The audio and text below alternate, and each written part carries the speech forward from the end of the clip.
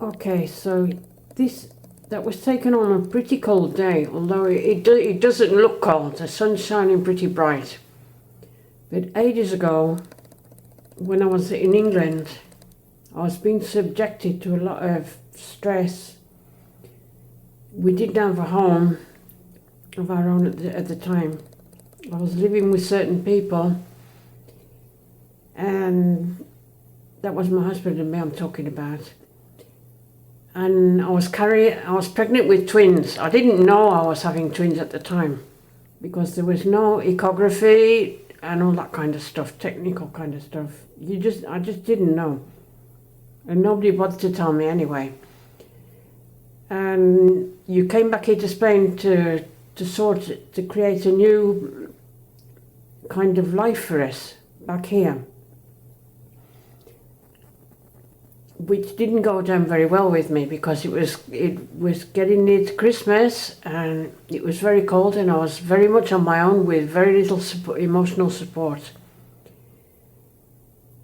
I miscarried the twins. They were beautiful boys, really dark hair, a mop of really dark hair. That's what I was going to say. And they looked like they got a suntan.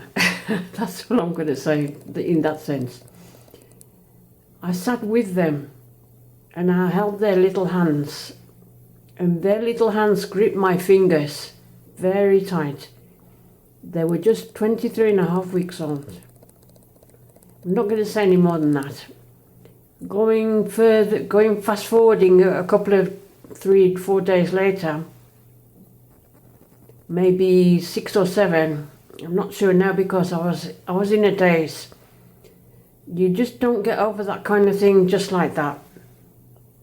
In fact, it stays with you practically for life. A knock came at the door where I was living, and I opened it rather unwillingly, and my husband was there. We had no car at the time of our own, so he'd had to use trains, buses and taxis and planes and all that kind of stuff. And he was frozen stiff. It was pea soup fog outside. It was really thick fog, with the kind of fog that sticks to you and wets your clothes through and gets right into your bones, right inside your very being. And he was frozen stiff out there, looking like a lost dog. And he asked me, "Can I come in, please? Can I come in? Is it all right for me to come in?" He'd never asked me that kind of thing before. But seeing as the situation we were in, I fully understood what he meant, because we were at the mercy of other people, really. And I said, "Of course you can come in. What makes you think that you can't come in? Of course you can come in. What do you think? You're to blame for what's happened or something? Of course you're not to blame. I'm not to blame. I don't want to blame. I still don't want to blame anybody." Esto es lo que nos pasó. Mi marido ahí fuera de la puerta como un perrito perdido, preguntándome, "¿Puede entrar? Por favor, puede entrar. Puede entrar." Y lo siento lo que ha pasado. Lo siento lo que ha pasado.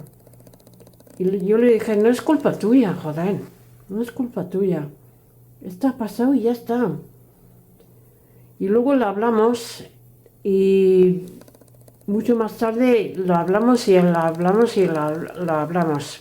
Porque eso es lo que hay que hacer, hablarlo.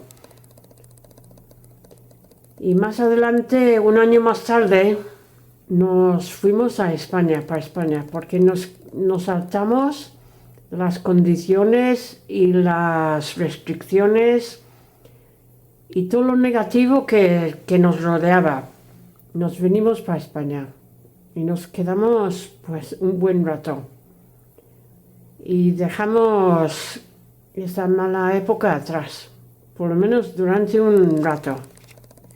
No voy a decir ni hablar nada más. Besos y amor y feliz Navidad a todos, y un próspero año nuevo. Feliz Navidad a todos Eso va incluyendo el de los de la tele de los Roos. Ozzy. Hiya mate, are you alright? Safe alright? Hala, hasta luego. Feliz Navidad a todos.